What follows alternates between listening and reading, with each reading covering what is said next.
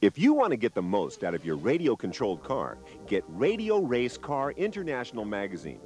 Every month it brings you all the news, views, and reviews from all over the world. What other magazine gives you all this? 100 full-color pages. News of all the latest kits, hop-ups, and accessories that will help you go faster. Fascinating RC industry gossip. In-depth reviews of all the latest cars and equipment. Brilliant free-to-enter competitions. Detailed race reports with informative tech charts. Highly instructive how-to articles. And thought-provoking editorial that doesn't hold its punches. Whether you're a raw beginner or a world champion, there's only one magazine you need to read. Radio Race Car International. You can get your copy from any good newsagent or hobby shop, but by far the easiest way to ensure you get every copy hot off the press is to subscribe. Becoming a subscriber could hardly be easier. Simply phone or fax Traplet Publications on the numbers that are on screen now, and you can order your copies by credit card or switch card. Alternatively, you can send a check for the required amount to Traplet Publications, Traplet House, Severn Drive, Upton-upon-Severn, Worcestershire, WR8 OJL. Please remember to include your full name and address. It's even possible to email us your order by contacting us on traplet@dial.pipex.com. Or why not visit our worldwide website at this address, where you'll find all the necessary subscription details. Don't delay. Join the global family of Radio Race Car International readers today. It's the only magazine you need to read.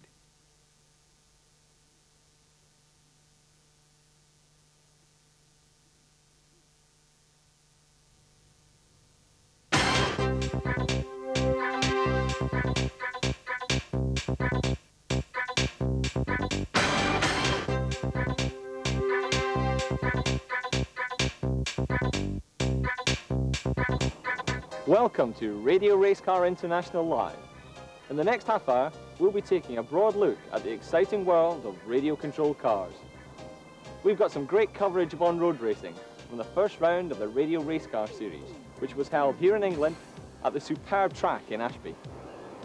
We've got off-road action covered as well, with a close look at some of the top cars available in both two-wheel drive and four-wheel drive classes, all filmed here at the secret test track of 10th Technology. Also coming up is a visit to the Schumacher Racing Factory, where we get a fascinating look at how a modern RC car is designed and built.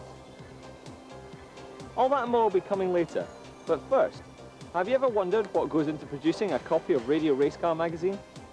We took our cameras to the headquarters of Traplet Publications to take a look.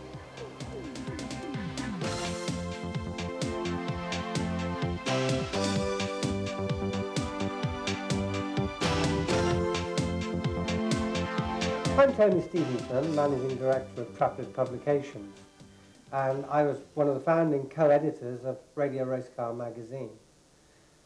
My co-editor at that time, and the guy who started all this with me, was Les Pipe, who was perhaps one of the best drivers we had in the country at that time on the 1/12 electric scene, and I enjoyed racing a great deal with him. The magazine we enjoyed reading had just gone under or been sold off, I forget which, and we felt there was a need for another RC car magazine, and that was how Radio Race Car was born. Our original print run was a little over 2,000, as I recall, and was printed on just ordinary paper, black and white, with just one colour on the front cover, A5. It was a modest, if not simple production, but one we were very, very proud of. By issue 12, we'd grown to A4 in size, full colour cover, and we were working hard to get the magazine accepted by the news trade. Within a very short time, it grew very quickly and enjoyed a worldwide readership. So whether you were in Tasmania or Texas or even Telford, you'd probably read Radio Race Car if you had anything to do with model car racing. My name is Peter Emery. I'm editorial manager of Radio Race Car magazine. Welcome to the editorial department in the basement of Traplet Tower. Basically, my role is to help the editors to do their job, and I help to organise the administration around the editorial department so they can get on and look at the creative side of the job rather than having to worry about the admin. I'm basically part of the structure. When an article comes in, it rather depends on what form it's arrived, where it goes next. If the articles come in on a computer disk, it will be immediately transferred into the editor's machine for the editor to work on, read through, start checking. If the article has come in a typewritten form, it may be that our own scanners here in the editorial department can cope with it, and we'll scan it in, change it into an electronic file, and then transfer it onto the editor's machine. If it's a poor quality fax, or if it's come in handwritten, which some of the articles do, then it'll go up to Ray upstairs to be keyed in, turned into an electronic file, and then transferred to the editor's machine. The articles can be sourced in a number of ways. We've got regular contributors who have a column that's in every issue. They know the copy dates, those just arrive, and we'll continue to have just general chats with them about the content. If it's a particular technical feature or a review, then we have a large number of contributors.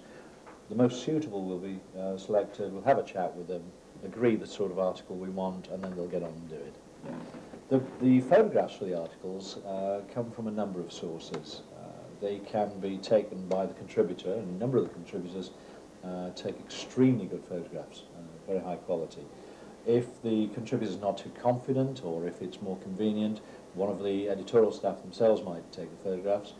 If it's appropriate, we may bring it into the studio here in the building and actually take some studio shots. We try to take outdoor shots of the cars wherever possible. When it comes to review cars, these can come about in a couple of ways. New models from manufacturers are usually offered to Race Car International at a very early stage. It's important for them, for their model to be seen in our magazine.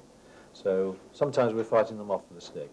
In other ways, at other times, we will be talking to a manufacturer about a particular model that will fit in with a particular theme that we want to pursue in the magazine. We'll be giving them a call and saying, can we have a review kit, and sourcing one that way. The artwork for the articles is all done in-house with our own design team upstairs. They've got the latest state-of-the-art Mac-based publishing suite up there. We are able to go right the way through to sort of full rendered 3D graphics, the effects of which I'm sure you'll see in every issue of Race Car. The editor of Radio Race Car is Chris Deakin, very much the leader of the magazine in terms of he's a weekend racer. Every weekend he's out there racing. He's got a background in full-size motor racing as a race engineer. He's somebody who basically lives, breathes and talks race cars, and I work very closely with him.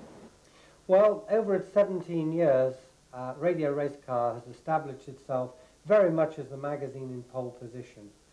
We consider we're the leader of the RC car publishing scene, and we see ourselves going from strength to strength.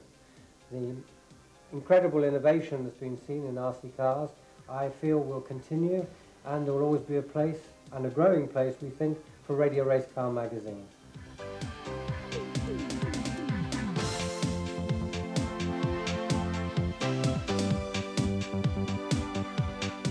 On-road touring cars are one of the most popular classes of RC racing.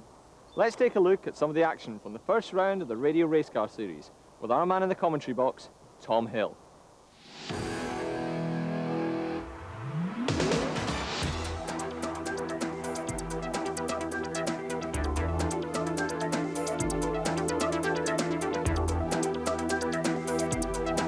Thanks, John, and welcome to Ashby. You join us here at the racetrack where over 135 drivers have turned out for round one of the Radio Race Car Series. The weather is looking overcast, so the choice of tires may turn out to be critical. Here's Chris Kennedy, who writes for Radio Race Car magazine. Well, this is the first round of the Radio Race Car Championship, which is a national championship backed up by the Radio Race Car magazine for 1/10 electric on-road racing machines. In that, we've basically three major categories. We have the Formula One class, the very realistic two-wheel drive fixed axle Formula One class, rear-wheel drive. We have the wide-bodied touring cars, which are basically off-road buggies converted to tarmac racing with foam tyres, and very, very low, very, very fast, and used to be the sought-after machinery over the last 5 years for sure.